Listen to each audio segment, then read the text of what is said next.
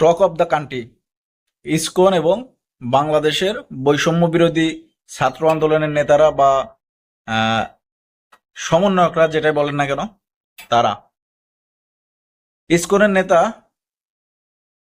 গ্রেপ্তার হওয়ার পর থেকে কিন্তু মানে সারা দেশ উত্তাল হয়ে গেছে। ইসকনের যারা নেতাকর্মী আছে, যারা বাহিরে আছে, তারা কিন্তু বিভিন্ন জায়গায় সমাবেশ করতেছে। শাহবাগে করেছে, যশোরে করেছে, রংপুরে করেছে। তারপরে সর্বশেষ যেটা হয়েছে, ইসকনের নেতাকে যখন চিন্ময় কৃষ্ণকে যখন চট্টগ্রাম আদালতে ওঠানো হয় বা কারাগারে নেওয়া হয়, আদালত থেকে কারাগারে নেওয়া হয়, তখনই কিন্তু তার অনুসারীরা বিপুল বাধা সৃষ্টি করে। তখন কিন্তু আইন শৃঙ্খলা বাহিনী বা আইন শৃঙ্খলার সদস্য যারা আছে তারা কিন্তু হিমশিম খায় এই বাধা অতিক্রম করতে। আর ওই জায়গায় উপস্থিত ছিলেন বৈষম্য বিরোধী ছাত্র আন্দোলনের সময় আন্দোলনে সহযোগিতা করা বা আন্দোলনের নেতৃত্ব দেওয়া, ওই জায়গায় যারা নেতৃত্ব দিয়েছে তাদের ভিতর সাইফুল ইসলাম নামে একজন আইনজীবী। তাদের সঙ্গে, এই আইনজীবীদের সঙ্গে ইসকনের যেসব নেতাকর্মীরা এখানে বাধা সৃষ্টি করে বা তার মুক্তি দাবি করে চিন্ময় কৃষ্ণকে, তাদের সঙ্গে বাক বিতণ্ডা হয়। বাক বিতণ্ডার এক পর্যায়ে হাতাহাতি শুরু হয়। তারপরে এক পর্যায়ে কিন্তু সাইফুল ইসলামকে পরপারে পাঠিয়ে দেওয়া হয়। এখন বিভিন্ন জায়গায় প্রশ্ন উঠে এসেছে যে সিসিটিভি ফুটেজ দেখে মানে প্রমাণ করা হোক যে কারা করেছে। যারা ইসকনের সদস্য আছে তারা বলতেছে এটা করেছে বিএনপি জামাতের লোকজন বা সমন্বয়ক, বৈষম্য বিরোধী আন্দোলনের নেতা, তারা করেছে আমাদেরকে ফাঁসানোর জন্য। আর সমন্বয়করা বা অন্যান্য দলের রাজনৈতিক নেতারা তারা বলতেছে এটা করেছে আমলীগ এবং আমলীগের দোসর বা ইসকন যারা নেতাকর্মী আছে তারা। তো এখন এই পাল্টাপাল্টি বক্তব্যে একটা থমথমে অবস্থা তৈরি হয়েছে চট্টগ্রামে এবং সারা বাংলাদেশ জুড়ে। আর এই ঘটনার পরিপ্রেক্ষিতে কিন্তু ভারতের কলকাতাও কেঁপে উঠেছে। ভারতের কলকাতার বিজেপি নেতা, বিজেপি নেতা তিনি কিন্তু কড়া বক্তব্য দিয়ে যাচ্ছেন।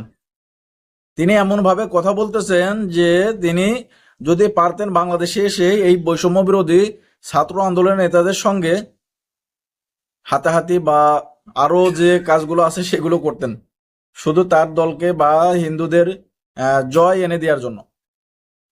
কারণ এই বিজেপি ভারতেও যখন রাজনৈতিক কর্মকাণ্ড করে বা তাদের যে জনসমাবেশ যা কিছু করে, তারা কিন্তু এই হিন্দুত্ববাদী এই নিয়েই করে, কিন্তু সারা দেশের জনগণ, সাধারণ জনগণের পক্ষের কথাগুলো বলেন না। হিন্দুদের পক্ষে যে কথাগুলো আছে সেইগুলো তারা তুলে ধরার চেষ্টা করেন। আর এই ঘটনা নিয়ে কিন্তু তারা কড়া বক্তব্য দিয়ে যাচ্ছেন। তারা বলতেছেন এক্সপোর্ট ইম্পোর্ট, চিকিৎসা খাত, ভিসা নবায়ন সবকিছু তারা বন্ধ করে দেবে।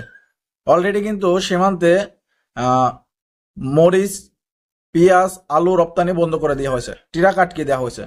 তারা বলতে যদি এই দাঙ্গা না থামে বা চিন্ময় কৃষ্ণকে মুক্তি দেওয়া না হয় তাহলে তারা আন্দোলন চরম পর্যায়ে নিয়ে যাবে। ভারত থেকে, ভারতের কলকাতার দাদারা, বিজেপি নেতারা এই কাজগুলো করে যাচ্ছেন এবং ভারতের বিভিন্ন মিডিয়া আছে তারা কিন্তু ঢালাও ভাবে প্রচার করে যাচ্ছেন যে বৈষম্য বিরোধী ছাত্র আন্দোলনের নেতারা এটা করছে, ওটা করছে, হিন্দুদের বাড়িঘর শেষ করে দিয়েছে, হিন্দুদেরকে রাখতে চাচ্ছে না, ভারতে পাঠিয়ে দেবে। মানে বিভিন্ন ধরনের উস্কানিমূলক বক্তব্য যেটাকে বলা হয় সেটা দিয়ে যাচ্ছে। আসলে ভাই, হিন্দু হোক, মুসলিম হোক, যেটাই হোক না কেন, সে বাংলাদেশের নাগরিক, তার নাগরিক অধিকার আছে, সে নাগরিক নিরাপত্তা পাবে। এটা নিশ্চিত করতে হবে, আমাদের সরকারকে এটা নিশ্চিত করতে হবে যাতে বিদেশিরা এই ধরনের কথা বলতে না পারে। আর বিদেশিদেরও উচিত যে এখানে হিন্দু মুসলিমের ভিতর দাঙ্গা বাঁধানোর চেষ্টা না করা। কারণ যেহেতু একটা ঘটনা ঘটে গেছে, এখন এটা কিভাবে থামানো যায় বা কিভাবে এর সমাধান করা যায় সেটা করতে হবে। এখন যদি আপনারা এভাবে উস্কানি দিতে থাকেন তাহলে বাংলাদেশের মধ্যে যেসব হিন্দু ভাইরা আছে তারা যদি এই উস্কানিতে পা দেয় তাহলে কিন্তু মুসলমানরাও খেপে যাবে, তখন একটা ধর্মীয় ভেদাভেদ তৈরি হবে। কারণ বাংলাদেশ একটা সাম্প্রদায়িক দেশ, এখানে সাম্প্রদায়িক দাঙ্গা বাঁধানোর কোনো কারণ নাই। এখানে সবাই, সব ধর্মের মানুষ নির্বিঘ্নে তাদের নাগরিক অধিকার পাবে, নাগরিক অধিকার গ্রহণ করবে। কিছুদিন আগে পেনাকি ভট্টাচার্য, যিনি ফ্রান্সে আছে, প্যারিসে আছে, তিনি সেখান থেকে একটা ফেসবুক স্ট্যাটাসের মাধ্যমে ডেইলি স্টার, প্রথম আলো, সেখানে কয়েকজন লোক নিয়ে গেলেন, গরু নিয়ে কেটে কুটে খাওয়া দাওয়া করবেন, এ করবেন, দখল করবেন, তাদেরকে ভারতে পাঠিয়ে দেবেন, এইসব পত্রিকা বাংলাদেশে থাকবে না, মানে বিভিন্ন একটা কর্মকাণ্ড। আরে ভাই, তুমি আছো বিদেশে, তুমি এখানে এই কাজগুলো করতেছো, এর দ্বারা যারা ক্ষতিগ্রস্ত হচ্ছে, তুমি কি তাদের চিকিৎসা ভার নেবা, তাদের দেখবা? দেখবা না। আর যেসব ভাইরা এইসব তথাকথিত সাংবাদিক বা তথাকথিত অনলাইন এর বক্তারা, তাদের কথা শুনে আপনারা একটা কাজে চলে যাচ্ছেন, একটা ঘটনা ঘটিয়ে ফেলতেছেন, আপনাদেরও ভেবে চিন্তে এগুলো করা উচিত। কারণ তারা বিদেশে আছে, হাসিনা সরকার 3 থেকে 4 মাস হয়েছে দেশ ছেড়ে পালিয়ে গেছে, তারা কেন আসে না? আগে বলা হতো যে হাসিনার ভয়ে তারা আসে না, এখন কেন আসে না? কারণ তারা জানে বাংলাদেশের ভিতরে এই কাজগুলো হচ্ছে।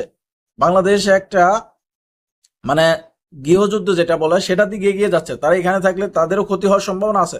এই কারণে তারা বিদেশে বসে আপনাদের দিয়ে এই কাজগুলো করাচ্ছে, তারা কখনো আসবে না, তারা কখনো নিজেদের ক্ষতি করতে চাইবে না। এই জন্য এইসব তথাকথিত সাংবাদিকদের কথায় আপনারা কোনো জায়গায় গিয়ে দাঙ্গা বাঁধানোর চেষ্টা করবেন না। আপনারা বলবেন যে ভাই, তুমি যদি নেতৃত্ব দিতে চাও তাহলে দেশে আসো, নেতৃত্ব দাও, সমস্যা কি, আমরা তোমার পিছনে আছি। দেখবেন কেউ আসবে না। এই 3-4 মাসে দেখছেন কতজন বাংলাদেশে আসছে? 2-4 জন আসছে, তারপর আবার তারা চলে গেছে, কারণ বাংলাদেশের অবস্থা ভালো না, বাংলাদেশের অভ্যন্তরের অবস্থা ভালো না। কারণ অনেক রাজনৈতিক দলের নেতারাই এখন বলতেছে দেশ গৃহযুদ্ধের দিকে এগিয়ে যাচ্ছে, দেশের অবস্থা মানে চরম পর্যায়ে চলে গেছে, খারাপের যে চরম পর্যায়ে সেখানে চলে গেছে।